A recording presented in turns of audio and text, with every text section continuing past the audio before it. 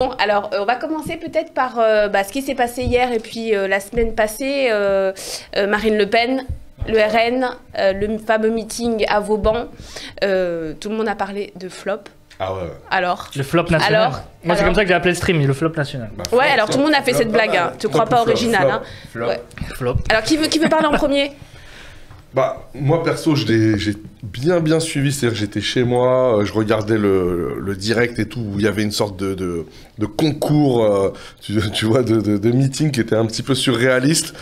Et moi, ce qui m'a surtout marqué sur le RN, c'était ce besoin de contrôle, quoi. Ce besoin de contrôle, c'est-à-dire que tout était ultra contrôlé, ils avaient un périmètre, il y a eu à un moment donné un truc genre Femen, voilà, tout de suite, ils ont réagi, mais ils ont surréagi, quoi. T'avais deux femmes, tu vois, qui ont fait les trucs de Femen, tu vois. Ouais. Et la réaction, la réaction, elle était... voilà. Mais nous, les images. Et la réaction, franchement, elle était ultra, j'allais dire, brutale par rapport je veux dire, tu vois, à l'action qui était menée, quoi. Ouais. Et tout était un peu comme ça, où tu sentais une grosse rigidité, une grosse nervosité. Et... au bout du compte, je pense que c'est plutôt une opération ratée pour eux. Ouais. C'est-à-dire que le message qu'ils voulaient envoyer, je pense que c'est comme vraiment un soufflet qui est retombé, qui a floppé. On peut voir les images de la place, parce que eux, ce qu'ils voulaient, c'était mobiliser, je crois, 10 000 personnes. Il y avait eu un chiffre qui avait été donné par le RN. Hein. Ouais. Et finalement... Là, c'est ce qu'il a dit. Voilà, 10 000. Ouais. Et là, selon nos estimations... Il n'y a pas 10 000 personnes. Non, je pense qu'ils ont compté la police dedans. Sachant que la place elle était présente, mais en civil, pour une fois. Et la place, en fait, aussi, il faut savoir, la place ne peut pas contenir plus de 8 000 personnes. Donc déjà... Non, mais là, on voit là, ce qui est marrant, c'est que c'est tous les symboles de l'extrême droite. Bon, déjà, c'est dans une partie où la gauche ne va jamais, donc c'est dans l'ouest parisien. Et ce que vous voyez derrière, c'est le tombeau de Napoléon. Donc, Alors, j'ai une question pour vous. À votre avis, pourquoi flop? Je pense qu'une des premières raisons, c'est que c'est une population, les électeurs du RN ne sont pas habitués à manifester. Pour moi, c'est au moins la première raison. La deuxième, c'est peut-être que c'est peut-être un test pour le RN pour savoir si est-ce qu'ils allaient se trumpiser ou pas. Est-ce que vraiment ils vont défier l'état de droit ou pas en faisant parce que c'est un peu ça qu'ils appellent, c'est-à-dire on n'accepte pas la décision de justice finalement, l'inéligibilité. Donc pour moi, c'est peut-être les deux raisons du flop, c'est-à-dire que l'électorat du RN n'est peut-être pas encore prêt à dire non à la justice, à l'état de droit, etc. Alors eux, ils en avaient fait une mobilisation pour la démocratie. Hein. Ouais. Alors Youssef, ouais. En même temps, je crois peut-être d'une certaine façon, ça les sert en fait. Ils n'avaient pas forcément envie de faire peur. Il y a ça aussi. Parce que bon, en général... C'est en taquilla. Voilà. Et d'une part, ce que tu dis est vrai. C'est-à-dire qu'à mon avis, c'est pas le FN, c'est des gens qui sont derrière leur télévision, c'est tout. C'est pas nous, on a trop l'habitude de s'imaginer que les fascistes, c'est des foules hurlantes, comme dans l'Italie mussolinienne, je sais pas, la marche sur Rome, comme les croix de feu, le 6 février 34 en France, ou comme les SA dans l'Allemagne nazie. Mais nos fachos, ils n'ont rien de tout ça. Hein. C'est même pas des fachos photogéniques. Hein. Je veux dire, dans le terme de l'esthétique fasciste. Hein. C'est des petites gens, c'est des pauvres gens. On va pas se mettre à les plaindre, la question n'est pas là. Mais c'est des pauvres types, en général, qui sont derrière leur télévision et qui sont convaincus que le pays, qu'ils aiment, ils ont le droit de l'aimer, il n'y a aucun souci. Hein. Eh bien, ce pays est envahi par des hordes, etc. Et voilà, ils me font pitié, personnellement. Hein. Mais ce que je veux dire, c'est que, donc, c'est des gens qui sont pas habitués à être dans la rue. Hein. Alors, maintenant, il y a la façade nazie. Du RN, hein. C'est toute la racaille, comment, vous savez, comment Serge Ayoub, etc., Dugu, et là c'est autre chose. Ceux qui se disent nazis, comment Châtillon, de Soral, etc. Donc ce sont des gens qui se disent national-socialistes. Hein. Mais c'est vrai que ce sont quelques centaines maximum. Alors à Lyon, ils sont aussi très présents, hein, les identitaires, etc. Ouais. Mais la grande masse du SI avec eux, mais malheureusement la grande masse du RN, ceux qui malheureusement font le malheur, entre autres, de ce pays, alliés à la droite, macroniste, etc. Eh bien, ce sont des petites gens. Alors là, ils ont affrété des cars qui venaient de l'Oise, j'ai vu. De toute la France. Hein. De toute la France, vous interviewez. C'est des pauvres gens dans le car. Ils sont convaincus. Ils n'ont jamais vu un arabe ou un noir de leur vie, toi. Mais ils sont voilà. Et d'ailleurs, même pour arriver à Paris, à mon avis, voilà, ça devait être. Ils devaient être en sueur, quoi. Ils se sont dit, on va se faire. Oh là là, comment on va faire? Donc ils ont dû imaginer imaginez un itinéraire qui contournait, etc. L'attaque de la diligence. Voilà, l'attaque de la diligence avec les hordes d'Indiens. Voilà, c'était ça. Sauf que c'est des you-you, quoi. La province, Youssef, même en province, dans les autres villes de France, je veux dire, ils n'ont pas réussi à mobiliser non plus. Hein. Mais non, même c'est ça. dans les endroits où il y a beaucoup de RN, il y a des votes RN hauts, Non. les gens se sont pas bougés. À Hein. Marseille, c'était 500 ou 200. Non, ils sont nuisibles par leur butin de vote. Alors, ce qui veut dire que nous, si on veut s'opposer à eux, nous devons être aussi avec le butin de vote et réagir par rapport à cela. C'est notre seule chance de nous en sortir. Oui, parce qu'il faut pas que ce flop national fasse oublier que c'est quand même 11 millions d'électeurs. Bah oui, c'est ça le problème. Prêt à déferler en 2027. C'est ça. Parce que c'est pas forcément c'est pas un sentiment forcément d'impuissance. Ouais. Ah non, pas du tout. Désaveu par rapport au RN. Ça peut être, je veux dire, moi on n'a pas besoin de sortir dans la rue. Exactement. Au moment voulu, on ira faire ce qu'on a à faire. Et du coup, finalement, cette manif, finalement, elle n'était pas effrayante. C'était pas justement la marche sur Rome, hein, vous savez, parce que là, ce serait une sorte de remake de la marche sur Rome, qui était lui-même, Ou plus récemment, l'invasion du Capitole par. Voilà, l'invasion du Capitole. Non, ça n'a pas été les hordes fascistes qui déferlaient sur Paris. Personne, voilà. Au Brésil aussi, les adeptes de Bolsonaro. Voilà. Mais cela dit, c'était très cadré. Mais cela dit, d'une certaine façon, c'est peut-être plus dangereux parce que finalement, ils ont donné une image d'une manif calme, peut-être pas importante, mais calme. De discipline. Et ça voilà. même aussi de rassurer les capitalistes français, de dire que c'est un parti respectable. C'est vrai. Voilà. Oui, on parlait de respectabilité. Vous avez vu que Marine s'est même comparée à Martin Luther King. Mais oui. Et ça aussi, c'est un message pour dire que finalement, ils sont du côté des droits civiques, ils sont du côté de la justice. C'est quand même, ça fait rire certaines personnes comme qu'elles osent se comparer à Martin Luther King. Mais on est dans une inversion totale des valeurs. On est dans une inversion totale où le colonialiste devient une victime, où les sionards en France, se présentent comme étant des victimes des hordes musulmanes, pro-palestiniennes, etc. L'inversion totale, où Trump se prétend lui aussi une victime. Finalement, Trump, c'est... Qu'Israël se défend. Israël se défend. Israël lui-même se prétend victime, entouré d'une multitude... Israël a le droit de se défendre, c'est ça, d'une multitude d'États prédateurs, etc. On est dans une inversion totale. Donc, rien d'étonnant à ce que Marine Le Pen, elle-même se compare, pendant qu'on y est, à Martin Luther King. Pourquoi pas à Jésus aussi, pendant qu'on y est. Il y a un petit côté de je dirais, une petite dimension de provocation qui aura échappé à personne. Il y a aussi un côté un peu misérable. Depuis le début, elle joue un peu la larme à l'œil. D'une certaine façon, elle fait un peu pitié. Je ne sais même pas si au sein de son électorat, qui est quand même dans une logique aussi de force, de puissance, etc., de virilisme, ça les affecte à ce point-là et qu'ils prennent. Moi, ça, c'est une vraie question que je me pose, c'est pas dit. Et surtout, ce truc de MLK, c'est un peu l'aboutissement de leur logiciel du racisme anti-blanc. Et en fait, finalement, elle serait victime d'une forme de ségrégation raciale. Ils sont convaincus. Oui. Ils disent libérer notre pays. Quelqu'un le fait remarquer, mais sur CNews, ils ont mis le champ des partisans. Non, mais ça, c'est un vieux truc de la droite, de l'extrême droite, de reprendre même Front National de Libération. Le nom même du Front National. Le Front National, c'est des mouvements de libération. C'était le Front National Front National de Libération qui était pendant la Seconde Guerre mondiale, et puis en France même. Ah, ok, d'accord. Le Front National de la Résistance. D'accord. Celui justement que Jean Moulin a mis sur pied. C'était le but, le Front National de la Résistance. Donc, et d'ailleurs, à l'époque, des gens avaient même voulu faire un procès au Front National à l'époque pour usurpation de nom. Ouais. Moi, ce qui m'a intéressé aussi, c'est de voir. Alors, vraiment, j'étais devant. Je suivais les trucs assez longuement, et j'ai entendu les deux allocutions de Bardella qui annonçait celle de Marine Le Pen. Déjà, à l'applaudimètre.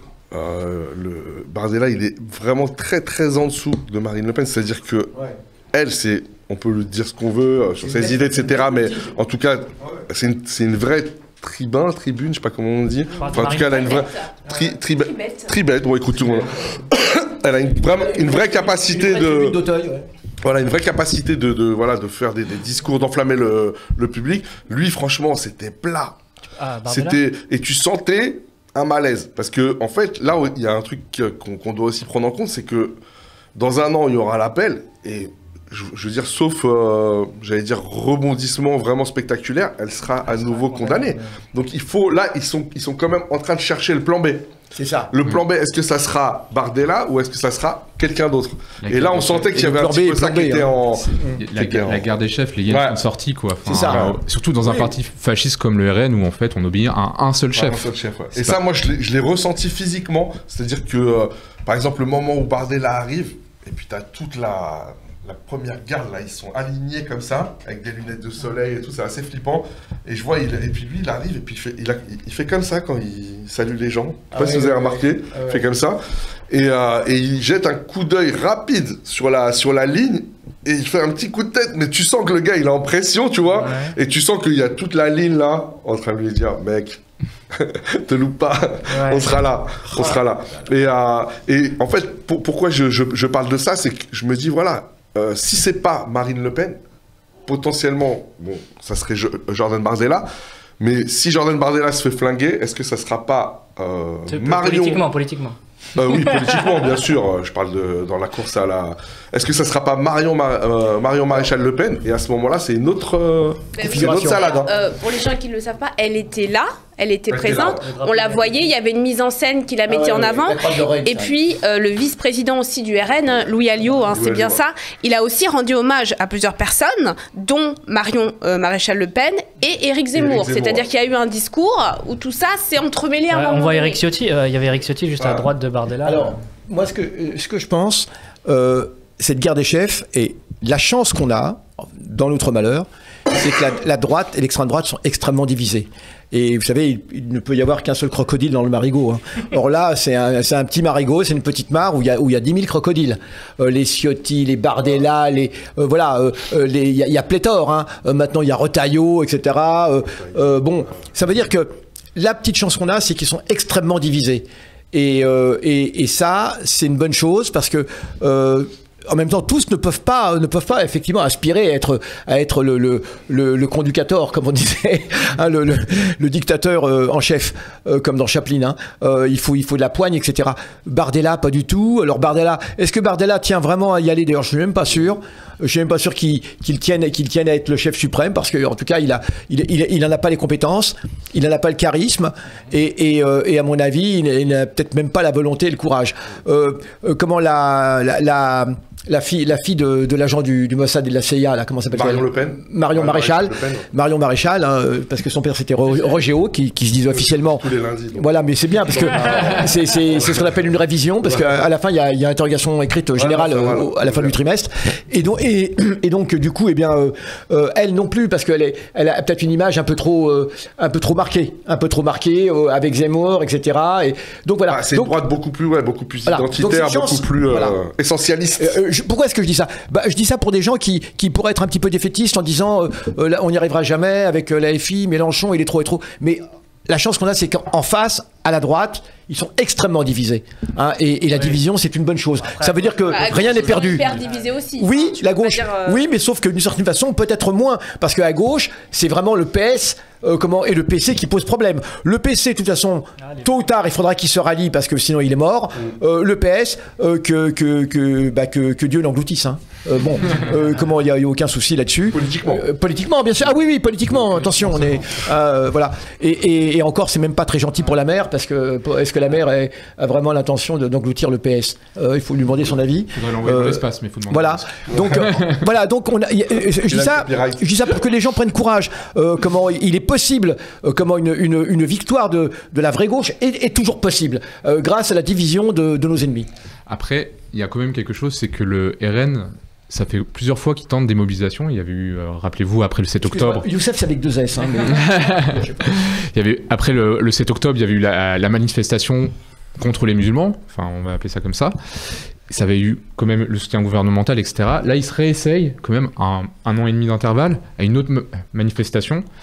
La question, c'est est-ce qu'ils vont pas à terme développer des stratégies d'essayer de dire peut-être allons conquérir cet espace qui est l'espace de la rue, c'est un espace politique qui nous manque peut-être.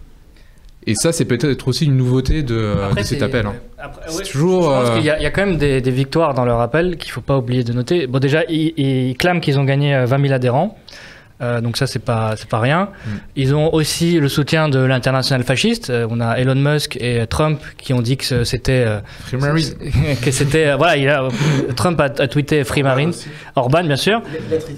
Il a tweeté Free Marine Le Pen, Donald Trump. Donc, extraordinaire ce Trump, Free Marine. Et donc, bien sûr, on a aussi Mélanie. Donc, il y a toute une Geert Wilders qui est le chef du parti d'extrême droite aux Pays-Bas. Donc, il y a tout cet international fasciste qui est venu à son secours. Donc, peut-être qu'en fait, ça va aussi souder tous ces partis fascistes autour de cette condamnation de Marine Le Pen. Figure martyr. Ouais, justement, Yazid, j'aimerais bien qu'on revienne un petit peu sur les quelques jours qui ont précédé quand même le dimanche, enfin le meeting, parce que vous avez vu que quand il y a eu la condamnation, les juges qui ont été dans cette affaire, enfin qui ont jugé Marine Le Pen, enfin tout le RN, ont été menacés. Il y a eu quand même une ambiance très délétère et qui aussi me fait penser à ce que tu dis par rapport à l'Europe fasciste. Et c'est pas rien quand même de devoir imaginer que des juges seraient menacés comme ça. Alors le RN a pris ses distances évidemment, mais quand même c'est une ambiance quoi. Il y a eu des sondages qui ont été faits. Globalement, il me semble qu'il y a c'est 50-50. 50 estiment que c'est une bonne décision, 50 estiment que c'est une décision, que c'est une mauvaise décision. 50% de Français. Ah oui, d'accord. Et d'autres, je crois qu'il y a 46% qui estiment que c'était une décision politique. Donc, oui, mais là, les juges ont été mis sous protection policière dans leur quartier. Ouais, c'est ça. Pas seulement à leur domicile. Tout leur quartier était tellement il y avait de menaces. Et ça, c'est très, très loin. C'est les méthodes de la mafia, ça. Et moi, ce qui m'a beaucoup choqué, il se trouve que je m'astreins à une sorte de sport qui est de regarder une chaîne d'infos sur le canal 16. Et à peu près tous les jours, depuis la condamnation jusqu'à la manifestation, ça a été le gouvernement des juges, le mur des cons, un jugement politique et... Je sais pas comment ils font, mais il y avait à peu près tous les jours un membre du RN qui était présent sur le plateau et qui avait table ouverte, micro ouvert. Donc en gros, c'était CNews cette semaine, c'était la chaîne officielle du Rassemblement National. C'est quand même, ça pose quand même. Oui. Je dis pas que les autres chaînes sont ultra pluralistes, mais là, je trouve qu'il y a une radicalisation de la chaîne CNews que je trouve personnellement extrêmement inquiétante. Oui, ce que tu dis est tout à fait juste. Le gros problème, c'est qu'on est capable de faire avaler n'importe quoi à un public. Dès l'instant où on possède les médias, c'est terrible, la puissance, la force de frappe d'un média répétée sans arrêt. Et donc de ce point de vue, c'est vrai que je ne pense pas que finalement, je pense que cette violence qu'on sent en défense de Le Pen, parce que c'est une violence, je pense qu'elle sera acceptée. Elle sera acceptée par la majorité des électeurs du FN. Ils sont quand même passés d'une posture honteuse, où Madame Le Pen courbe la tête, elle a été prise avec la main dans le pot de confiture, en quelque sorte. Enfin, quand je dis elle, c'est... Le pot de El Morgen, moi je préfère. Ouais, le pot de El Morgen, je sais pas si c'est sa nourriture terrestre à elle, hein. Mais en tout cas, elle passe d'une position honteuse à une position de victime. Martin Luther King, c'est quand même extraordinaire. Je veux dire, en quelques jours. Et ça, c'est terrible parce que je pense que la majorité des gens du FN vont l'avaliser. Il y a aussi un argument qui revient souvent pour la défendre, c'est qu'il n'y a pas eu d'enrichissement personnel. C'est ça. C'est pour le parti. C'était pour la bonne cause, etc. Non, mais c'est ouf, c'était pour le parti. Mais non,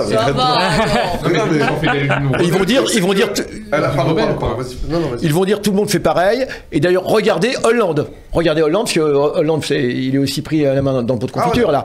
Bah depuis 2 jours, j'ai vu ça. C'est plutôt du Saint-Doux. Pardon, excuse-moi, François. En plus, franchement. C'est le camembert qui dit au Roquefort, tu pues. Mais alors, donc c'est pas étonnant que depuis 2 jours, on voit des infos comme quoi Hollande toucherait une retraite absolument indue, ce qui d'ailleurs est vrai. Et d'ailleurs, c'est pas moi qui, alors franchement, qui volerait au secours de Hollande. Au contraire, je suis d'accord avec eux. Et effectivement, Hollande touche apparemment une retraite vraiment indue. Hein. Il est à la Cour des comptes. Il a jamais été, officiellement, il est toujours membre. Il fiche rien. Alors ça a ajouté à des tas d'autres revenus vraiment très très louches, très border. Donc c'est pas un hasard. Donc ils vont dire, tout le monde fait pareil. L'enrichissement, les partis, vous savez, en France c'est très compliqué pour le financement des partis. Hein. C'est pas comme dans d'autres pays. Donc c'est très réglementé et tout. C'est même trop réglementé. Donc c'est normal qu'ils cherchent des financements comme ils peuvent. Donc oui, c'est vrai que oui, t'as raison. Excuse-moi, juste. Ouais. C'est on va parler de Mélenchon. Donc, oui, après, c'est un argument qui revient souvent de on n'arrive pas à avoir des prêts. C'est comme ça qu'ils justifient par exemple le fait qu'ils demandent à la Russie, à Poutine, de leur prêter de l'argent. Donc, je voulais juste ajouter un truc. Peut-être que ça va aussi redorer leur blason anti-système. Bien sûr. Parce que de plus en plus, ils étaient totalement intégrés. Donc normalisation. Voilà, normalisation. Le côté rebelle. Voilà, mais maintenant, ils critiquent plus du tout l'Europe. Parce qu'ils sont chez eux, c'est les partis frères maintenant qui sont au pouvoir chez eux. Finalement, c'est pas si mal. Finalement, c'est pas si mal, on s'entend bien avec les racistes. Ça dépend des voisins. C'est les racistes associés maintenant, donc voilà. Donc peut-être que ça va aussi leur donner un cachet anti-système qu'ils avaient perdu. C'est le risque, hein. C'est le risque. Après, il y a quand même une chose, c'est que je sais pas si le public français est prêt à la trumpisation. Ouais, pas encore. Ou pas. Voilà, parce que ça, là actuellement, c'est vers quoi il s'avance. Mais la question, c'est est-ce que ça va prendre ou pas? Et ça, c'est parce que c'est pas exactement la même situation politique aux États-Unis. Ouais. On a un impérialisme en perte de vitesse qui est quand même très à la remorque des États-Unis. C'est pas la même chose que dire on est la puissance qui domine le monde, quoi. C'est autre chose, quoi. Déjà, il y a ça, et puis après, il y a l'incarnation. Je veux dire, on est quand même Trump, on est quand même dans un personnage quand même hors du commun. Enfin, je veux dire, le caractère qu'il a, la personnalité qu'il a, le côté sans filtre et tout, je veux dire, c'est propre. J'allais dire c'est propre à l'Amérique, c'est-à-dire que il y a que l'Amérique qui peut produire. Attends, je finis ma phrase, après tu réponds. Il y a que pour moi l'Amérique qui peut produire ce type de personnage. Ça c'est le premier point. Et le deuxième point, c'est que je pense qu'il y a quand même je sais pas comment on pourrait dire ça, mais une forme d'éthique, tu vois, qui fait que je pense que les Français ne seraient pas prêts, en tout cas aujourd'hui, à aller aussi loin dans l'outrance et dans la transgression qu'aux États-Unis. Vas-y. Ça, je suis d'accord sur la question on va dire de la respectabilité française encore qui reste. Mais par exemple, un personnage comme Xavier Milei, en Argentine, il a surgi en l'espace de quelques mois. Enfin, donc ça peut arriver très très vite aussi, cette incarnation. Ce serait qui ? Justement, ça peut être quelqu'un qui surgit. C'est pour ça que je suis pas. Trump, il a pas Macron, il a surgi. Hein. Après, il y a aussi un autre truc, c'est que il y a un réarmement aussi de toute l'Europe. Donc, en désignant la Russie comme la principale menace, on connaît les liens russes avec le RN et tous les partis en fait d'extrême droite en Europe. Donc, il y a aussi peut-être. Enfin, ça peut rejouer dans sa défaveur. Je pense que les gens, ils l'avaient totalement oublié. Et avec un réarmement de l'Europe, je pense que les autres partis devraient réactiver ça. En tout cas, ils vont le faire, c'est sûr. Vous savez que parallèlement donc à ce meeting du RN, c'est toi qui m'y as fait penser, Samir, il y avait Sabrina. Je le sais. Il y avait deux autres rassemblements. Ouais. Donc il y avait la gauche qui était à République, il y avait Renaissance, donc la Macronie qui était alors eux, c'était par meeting. C'était par meeting public, mais c'était entre eux. Et d'ailleurs, c'est là que Attal a dit que ce rassemblement du RN, c'était celui de la groupie du Trumpisme. J'arrive jamais à le dire. Dis-le. La groupie du Trumpisme. Voilà, en France. La groupie du Trumpisme. Voilà. C'est pas facile, hein ? Ouais. Inéligibilité. Alors, la gauche, est-ce qu'on peut parler un peu de ce qui s'est passé à République ? Alors, top ou flop à République ? Bah, ils ont dit 10 000 personnes ? 15 000. 15 000 pour un truc annoncé en début de semaine. Alors, il y avait qui ? Il y avait pas le PS. Pas le PS. Il y avait l'AFI et ELV. Ouais, au niveau des partis politiques. Moi, j'y suis pas allée. Ouais. Vous non plus. Nous, on était occupés. On était en train de travailler. Samir, tu n'y es pas allé. Non, j'y suis pas allé. Pourquoi ? Parce que j'étais avec mon papa. On faisait des barrières. Je pense qu'il y avait beaucoup. Il y a pas mal de gens que ça n'a pas vraiment attiré. Moi, j'étais un peu. On est là pourquoi ? Moi, j'aime pas jouer en défense. T'aimes pas jouer en défense ? Moi, voilà. J'aime bien mettre des buts, tu vois, mettre des gros coups de plafond, tu vois, tu vois, comme ça. Oui. Jouer en défense. Tu sais, moi, je voulais les laisser faire leur truc là de petits fachos, tu vois, leur petite fête Jeanne d'Arc. et on se prépare tranquille, pas de panique les gars, tu vois ce que je veux dire? Là c'était genre, on est dans la rue, on est des bonhommes quoi, tu vois. Et puis aller lutter contre l'extrême droite avec ELV et Marine Tondelier, franchement on s'en passe, non? On s'en passe, y aller toi Youssef? Bon, j'étais pas là, mais je n'y serais pas allé de toute façon. Mais non, il y a un truc pas mal, c'est que c'est Exi Metapas qui le dit. Donc le rassemblement c'était de 13h à 15h, et après à 15h il y avait la manifestation Palestine. Donc si au moins ça peut ramener des gens pour la manif Palestine, c'était bien. De ce point de vue-là, c'est très bien. Oui, de ce point de vue, c'est bien. Ouais. Ah ben après, c'était bien quand même, mais c'est vrai que c'était pas quelque chose qui, comment dire, la démarche n'était pas forcément de nature à embraser. Tu vois, des fois, tu as des manifs ultra spontanés qui sont annoncés 3-4 heures avant, et tu as 20 000. Tu vois, là, moi, je me souviens de la manif Saint-Augustin. Oui. Je veux dire, cette manif-là, pour moi, voilà, c'est l'exemple. Excuse-moi, hein, parce que je t'ai coupé, Youssef, mais c'est l'exemple parfait, entre guillemets, parce que c'était une actu dramatique, mais de la spontanéité. Ouais. C'est-à-dire, on est tous chez nous, on a envie de péter un câble. Ouais. Il faut qu'on soit dans la rue, et là tu ressens tu vois, ce sentiment de colère, de tristesse, de colère, de rage, de tout ça, tu le ressens. Là dimanche, tu vois, je trouve que c'était, voilà, on ressentait pas ce, il n'y a pas de passion en fait. Ouais, c'est un peu. Il y a Paul Elec, donc on l'aime bien Paul Elec, un bon analyste, qui effectivement disait que c'était une manif avec des appels creux à l'unité, pour l'unité, une ambiance bouti-thérapie. Comprenne qui voudra. Et il dit la gauche doit progresser pour jouer son rôle contre la fascisation. Mais voilà, mais du coup, je pense que c'est le côté impersonnel de cette manif-là qui était pas incarné par quelque chose, qui se ressentait pas chez les gens, quoi. Et il y a une chose qui aurait peut-être dû se passer, qui s'est pas passé. Le vieux, il a pas parlé. Le vieux, il a pas parlé. Moi, j'avoue que ça, après, je me suis dit, non, mais si tu veux, là, tu vois, là, il y avait Marine Le Pen en face. Donc là, normalement, le vieux, il devait parler. C'est bon parc. Jean-Luc, là, pour moi, pour que cette manif, vraiment, tu vois, on marque les esprits, fallait que le vieux, il parle. Il manquait un boxeur sur le ring, quoi. Tout était en faux semblant. C'était, oui, ce rassemblement du RN était pitoyable. Donc la réponse ne pouvait être que pitoyable aussi. Je veux dire, encore une fois, le vrai danger, il n'était pas dans le fait de ce rassemblement Place Vauban. Hein. Le vrai danger, il est dans la progression terrible, la vague de fond. Donc j'avoue qu'il y a un côté amer. Il y a un côté amer à aller à ce genre, parce que ce genre de manif, d'habitude, quand on est dans la rue, c'est pour empêcher les fachos d'être dans la rue. Enfin, c'est prendre la rue, dire voilà, nous, on est dans la rue, les fachos ne peuvent pas aller dans la rue. D'accord ? Mais de toute façon, c'est pas là-dessus qu'ils misent. Il y a longtemps que les fachos ne misent pas sur la rue. Il y a très longtemps. Ils misent sur le secret de l'isoloir, je veux dire. Et donc, c'est pas les mêmes rêves, comme on dit. Hein. Et ça, c'est un vrai problème. C'est un vrai problème. Donc, je veux dire, il y a...